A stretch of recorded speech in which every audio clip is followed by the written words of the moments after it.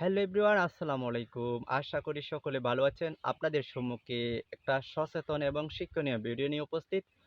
প্রিয় বন্ধুরা, আপনাদের সম্মুখে আমি প্রথমে ২ টা বোতল দেখাচ্ছি। অবশ্যই এই বোতল ২ টা সম্পর্কে আপনারা অবশ্যই জেনে গেছেন। এই বোতল ২ টা হচ্ছে সরিষার তেলের বোতল।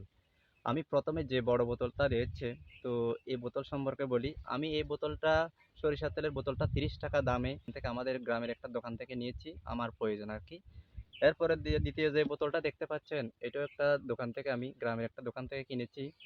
অবশ্যই এটার দাম নিছে ৳২৫। আকৃতিগত যেহেতু ছোট বড় রয়েছে এজন্য দামের মধ্যে ৳৫ পার্থক্য। এটা কোনো ম্যাটার না। আমরা আসল কথায় আসি। এই বোতল ২ টার মধ্যে পার্থক্য রয়েছে কিনা আপনারা মন্তব্য করে বলেন। অনেক তফাৎ রয়েছে এই বোতল ২ টার মধ্যে। আকৃতিগত কোনো পার্থক্য নয়। গুণগত পার্থক্য আমি আপনাদেরকে সেটাই প্রমাণ করে দেখাবো। প্রিয় বন্ধুরা, প্রথমে যে বোতলটা আমি হাতে নিয়েছি এটা হচ্ছে রাঁধুনি ব্র্যান্ডের একটা পণ্য।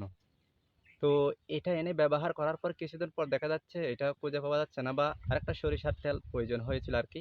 তো আমি আরেকটা দোকান থেকে গিয়ে এই বোতলটা কিনেছি। এটা আকৃতিগত ছোট, যেহেতু ৳২৫ দাম চাইছে আমি দিছি। সেটা কোনো ম্যাটার না। তো এই বোতলের তেলটা একটু আপনারা যদি দেখেন, এটা জুম করে দেখাচ্ছি আমি। আমি ব্যবহার করার পর দেখা যাচ্ছে এই তেল এবং ওই আগের যে তেলের বোতলটা এনেছিলাম, এটার মধ্যে বিশাল একটা পার্থক্য লক্ষ্য করা যাচ্ছে। এই যে দেখেন, এটা একেবারে ঝরঝরে, আর এটা হচ্ছে একেবারে ঝরঝরে না, একেবারে মানি ঘোলাটে দেখা যাচ্ছে। আপনারা যদি একটু তফাৎ করে দেখেন। প্রিয় বন্ধুরা, এতক্ষণ আপনাদেরকে বোতল দেখালাম, এবার আসল কথায় আসি। যে কোম্পানি এই প্রোডাক্টটা তৈরি করেছেন, অবশ্যই সেটা ব্যবসায়ীকে ঠকিয়েছে, আর ব্যবসায়ী আমাকে বিক্রি করেছে। ব্যবসায়ী আমাকে ঠকিয়েছে। তো এটা থেকে আমি সর্বশেষ লস হলাম আরকি। এটা আমি তো কোনোদিন ক্ষমা করব না। আপনারা ক্ষমা করবেন কিনা জানি না। এই তেলটা একেবারে তেলের মতো দেখাচ্ছে, কিন্তু এই তেলটা সরিষার তেল না। এটা হয়তো অনেক কিছু ওই এলিমেন্ট মিক্স করেছে। এটা তেলের মতো দেখাইলেও এটা সরিষার তেল না।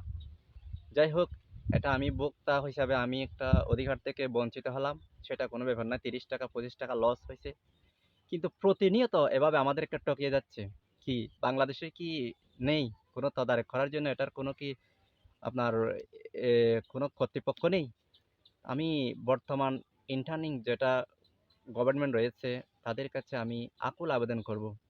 এরকম হাজারো মানুষ প্রতিনিয়ত ঠকতেছে। একটা জিনিস লক্ষ্য করেছেন কিনা জানি না, আমরা যখন কোনো জিনিস কিনতে যাই, তখন আমরা ব্র্যান্ডের এইটা এমনভাবে দেখা হয় না। দেখেন এখানে কি পার্থক্য করবেন ভাই? এটা মনে হচ্ছে যে রাঁধুনি। এই যে উপরে যেটা মোড়ক দিছে, একেবারে দেখলে এটার নামটা পড়ার তো দরকারই নাই। এখানে লেখা আছে, এই যে বড় যেটা বোতল, এখানে লেখা আছে রাঁধুনি। আর এই ছোট যেটা বোতল নিচ্ছি, এটা দেখা এখানে লেখা আছে রাঁধুই।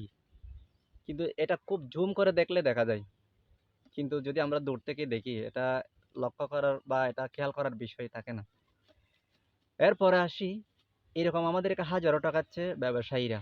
কিছুদিন আগে আমি আরেকটা দোকান থেকে পালস চকলেট নিয়েছি। আপনারা হয়তো চেনেন পালস চকলেট, ৳২ দামে যেগুলো খুচরা বিক্রি করা হয়। তো আমি দোকানদারকে বললাম পালস চকলেট দেওয়ার জন্য। নিছি, বাসায় এসে যখন গালে দিছি, দেখতেছি স্বাদটা কেমন জানি লাগতেছে। তারপর ফেলে দেওয়া মোড়কটা, ওই চকলেটের মোড়কটা আমি খুলে একটু কাছে এসে পরে দেখতেছি এখানে কোনো পালস লেখা ছিল না। আসলে লেখাটা এভাবে লিখছে, কিন্তু লেখাটা ছিল অন্যরকম। পালসি এইরকম আরকি। মানে কয়েকটা লেটার ওখানে প্লাস মাইনাস করা হয়েছে। তো কেন, আমি বলতেছি উৎপাদনকারীরা কেন এরকম করে ঠকাবে? আর যেটা উৎপাদন করতেছে ২ নাম্বারি করে বা নকল করে, সেটা তো এটার মান বরাবর না। এটার মান বরাবর হলে মোটামুটি ঠিক ছিল। এরপর আরেকটা ঘটনা আমার যতটুকু মনে পড়ে, আমি ছোটবেলায় যখন আমার একটু বাজারে চলাফেরা করার হয়েছে আরকি। নিজে গিয়ে বাজার থেকে একটা, মা-বাবাকে না বলে আমি নিজের মতো করে একটা লুঙ্গি কিনেছি। তখন তখন বেশ পপুলার ছিল মেমোরি লুঙ্গি, বেশ পপুলার ছিল তখনকার। তখন আমি দোকানদারকে বললাম, "একটা মেমোরি লুঙ্গি দেন।" তো লেখাটা খুব সুন্দর করে লেখা ছিল। মেমোরির মতো লেখা দেখাচ্ছিল। আমি দরদাম করে জিনিসটা, লুঙ্গিটা নিয়ে আসছি বাসায়। বাসায় আনার পর ওই মোড়কটা আবার একটু দেখতেছি, লুঙ্গির মোড়কটা। এখানে বড় করে লেখা আছে, যদি জুম করে দেখানো হয় আরকি, মেমোরির পরিবর্তে লেখা ছিল মেরিমো। তাহলে এখানে একটা ঠকে গেলাম আমি। এটা খুবই আমার স্মৃতিময় একটা ঘটনা, খুবই মনে পড়ে। তো এরপর আরেকটা ঘটনা বলি। আমরা বাসাবাড়িতে প্রায় এই যে কাপড়-চোপড় পরিষ্কার করার জন্য সার্ফ এক্সেল পাউডার ব্যবহার করি। তো আপনাদেরকে আমি এই যে স্ক্রিনে যেটা দেখাচ্ছি, এটা কিন্তু হুবহু সার্ফ এক্সেলের মতো আকৃতি। সার্ফ এক্সেলের মতো মোড়ক। কিন্তু লেখাটা দূর থেকে আপনি যদি দেখেন, লেখাটা একবারে বোঝার কোনো সাধ্য নেই। আপনি খুব কাছে গেলেই এই জিনিসটা বুঝতে পারবেন।